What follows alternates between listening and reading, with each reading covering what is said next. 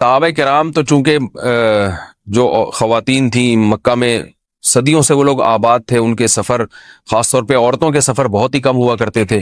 تو جب ہجرت ہوئی ہے اور جو ہے نا ہجرت کر کے بہت ساری صحابیات مدینہ آئی ہیں، تو مدینہ میں ان کے نکاح دوسری قوموں میں ہوئے، پھر انصار صحابہ سے بھی ہوئے.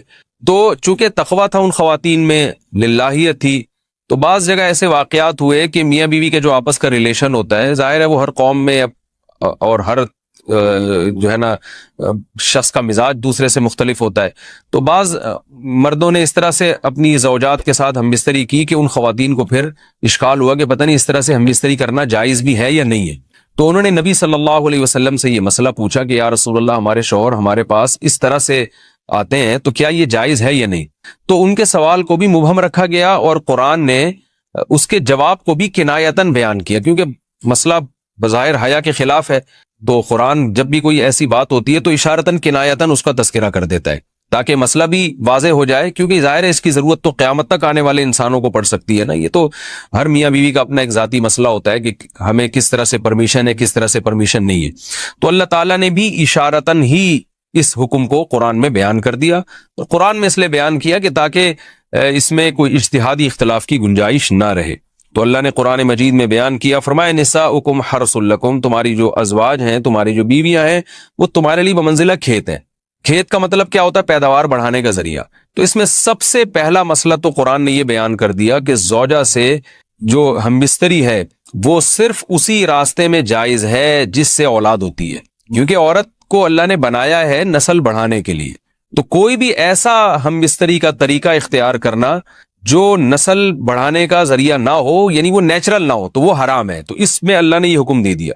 تو اس سے صاف یعنی حدیث سے بھی پتہ چلتا ہے اور تمام فقہاء کا اجماع بھی ہے اس آیت کی روشنی میں کہ مسئلہ تھوڑا حیا کے خلاف ہے، لیکن میرا خیال ہے بتانا ضروری ہے کہ پچھلے راستے سے عورت سے ہم بستری کرنا بالکل حرام ہے، ناجائز.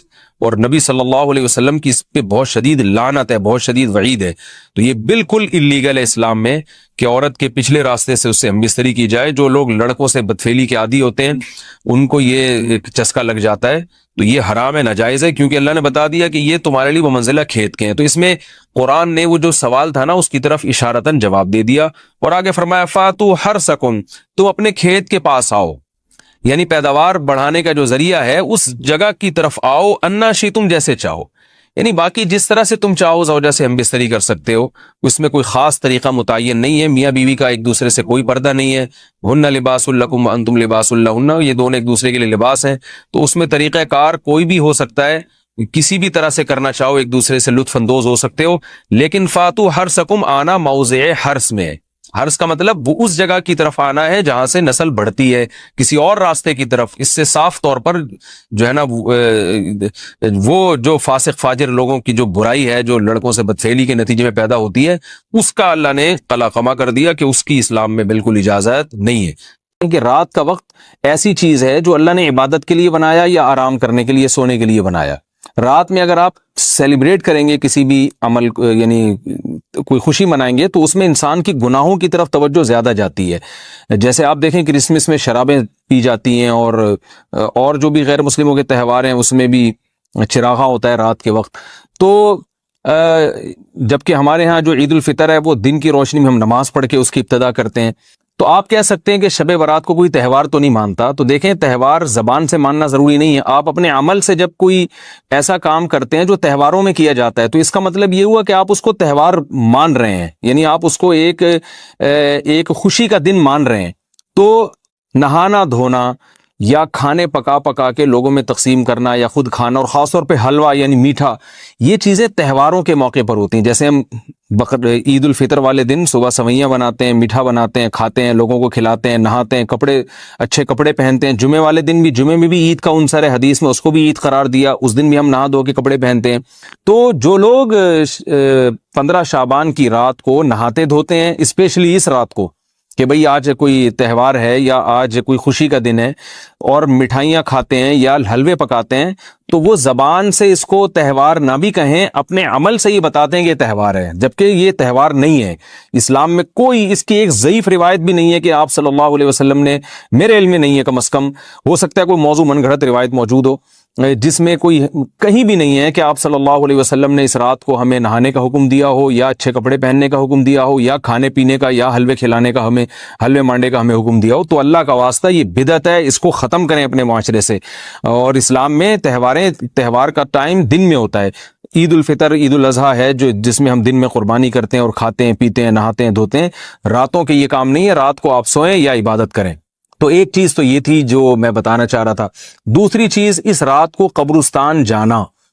دیکھیے اس بارے میں حدیث پیش کی جاتی ہے، مشہور حدیث ہے، لوگ سنتے رہتے ہیں کہ نبی صلی اللہ علیہ وسلم رات کو اٹھے اور امی عائشہ رضی اللہ تعالیٰ عنہ بھی آپ کے پیچھے چلی گئیں، اور آپ صلی اللہ علیہ وسلم جنت البقیع میں مغفرت کی دعا مانگ کے تشریف لے آئے واپس۔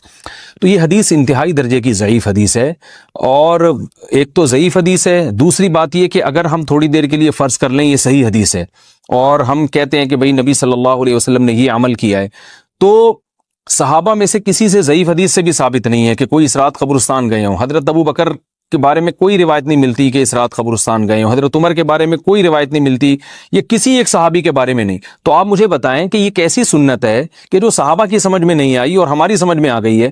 تو مشرکین مکہ یہ کہا کرتے تھے لو کان خیرن ما سبقونا الیہ، قرآن مجید کی آیت ہے کہ اگر یہ اسلام میں کوئی خیر ہوتی تو یہ صحابہ ہم سے پہل نہ کرتے، یہ صحابہ نے ہم سے پہل کیا ہے، اس کا مطلب ہے یہ اسلام خیر کا کام نہیں ہے۔ تو مشرکین کو صحابہ سے چونکہ نفرت تھی، اس لیے کہتے تھے کہ یہ چونکہ اسلام کو فالو کر رہے ہیں تو یہ اس کی علامت ہے کہ اسلام خیر نہیں ہے، کیونکہ خیر میں تو ہم صحابہ سے آگے ہوتے ہیں، اپنے بارے میں ان کا یہ اس خوش فہمی میں مبتلا تھے وہ۔